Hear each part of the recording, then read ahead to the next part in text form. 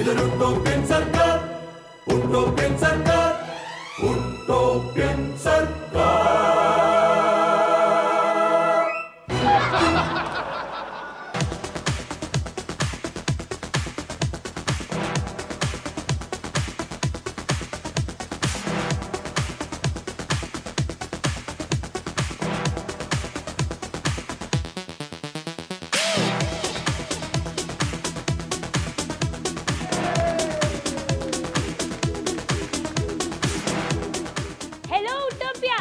Good evening. CM selection 2016ലേക്ക് ഏവർക്കും ഹൃദ്യമായ സ്വാഗതം.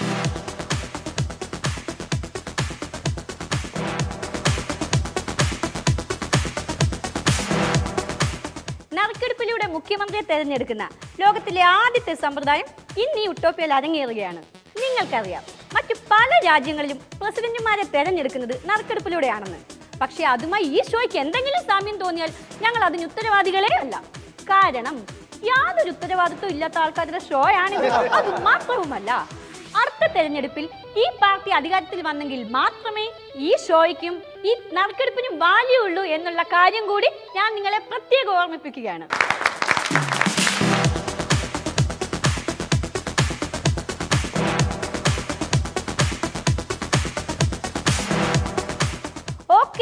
അപ്പൊ നമുക്ക് നമ്മുടെ ഷോ അടിച്ചു പൊളിക്കാം. എല്ലാ ഷോയിലും ഉള്ളതുപോലെ തന്നെ നമുക്കുമുണ്ട് വിധികർത്താക്കളും മത്സരാർത്ഥികളും. ഞാൻ ആദ്യം തന്നെ നമുക്ക് സ്വാഗതം ചെയ്യാം നമ്മുടെ പ്രിയപ്പെട്ട വിധികർത്താവിനെ. മറ്റാരുമല്ല, ഇന്ത്യയിൽ മാത്രമല്ല ലോകത്തിലെ തന്നെ പ്രശസ്തനായ magician Shri AK Anthappan sir. Welcome to the stage.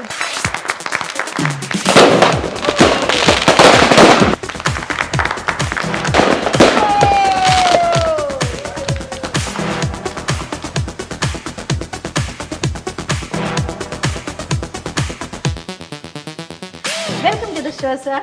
Sir, രണ്ട് വാക്ക്.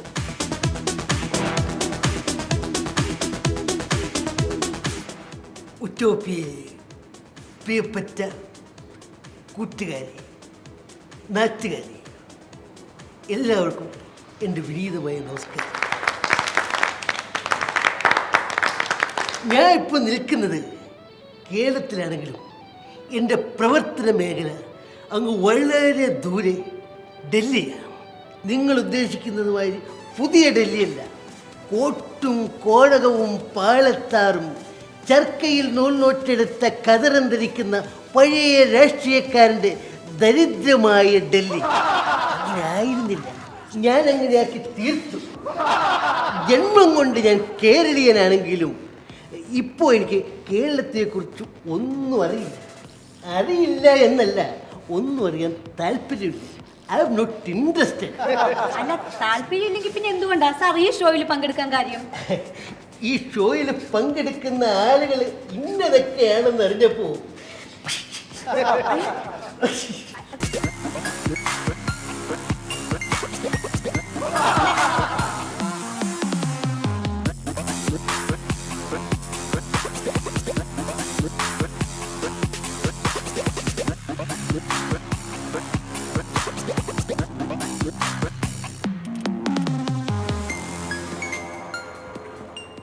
സെലക്ഷൻ ഷോ 2016ന്റെ ഫസ്റ്റ് റൗണ്ട് ഇവിടെ പൂർത്തിയായിരിക്കുകയാണ്.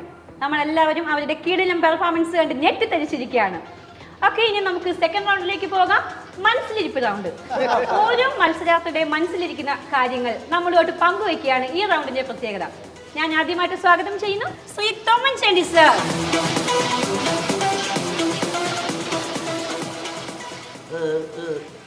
ഇലക്ഷൻ അടുത്ത് വന്നിരിക്കുന്നതുകൊണ്ട് ഞാൻ കൂടുതലായിട്ട് ഒന്നും പറയാൻ ആഗ്രഹിക്കുന്നില്ല. എങ്കിലും ഈ ഉട്ടോപ്യൻ മന്ത്രിസഭയുടെ ഒരു മുഖ്യമന്ത്രി ആവാനായിട്ട് സത്യത്തിൽ എനിക്ക് മാത്രം യാതൊരുവിധ താല്പര്യവുമില്ല.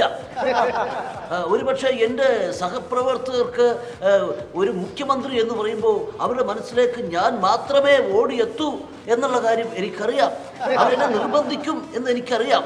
പക്ഷേ കാരണമുണ്ട്. കാരണം മറ്റൊന്നുമല്ല, സത്യസന്ധനും ദയാലുവും ഒരു വീരനും ശൂരനും ഒരു ധൈര്യശാലിയും എന്തിനു പറയുന്നു സർവോപരി കാണാൻ സുമുഖനും ഗാന്ധിയുടെ ആപ്തവാക്യങ്ങൾ മനസ്സിൽ സൂക്ഷിക്കുന്ന ഡു ഓർ ഡൈ എന്ന് ഗാന്ധിജി പറഞ്ഞെങ്കിലും ഞാൻ ആ ഡു മാത്രമെടുത്ത് ഡൈ പോലും ചെയ്യാതെ രാപ്പകലില്ലാതെ ജനങ്ങൾക്ക് വേണ്ടി കഷ്ടപ്പെടുന്നുണ്ടെന്ന് എല്ലാവർക്കും അറിയാം. എങ്കിലും ഞാൻ പറയാണ്, ആരൊക്കെ നിർബന്ധിച്ചാലും ഈ മന്ത്രിസ്ഥാനം എനിക്ക് വേണ്ട.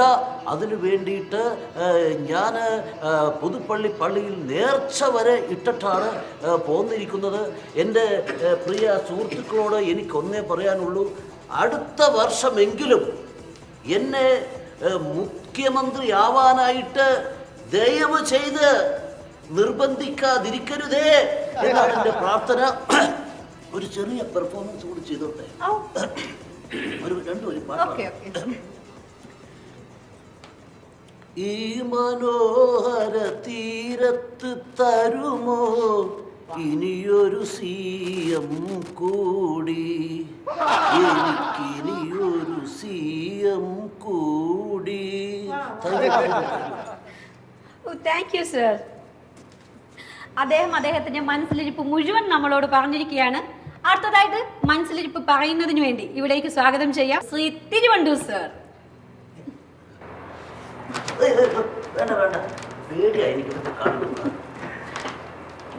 അയ്യോ വേണ്ട സർ. അത്ര എളിമ വേണ്ട. എന്നും വിനീതനായിരുന്നല്ലോ ഞാൻ.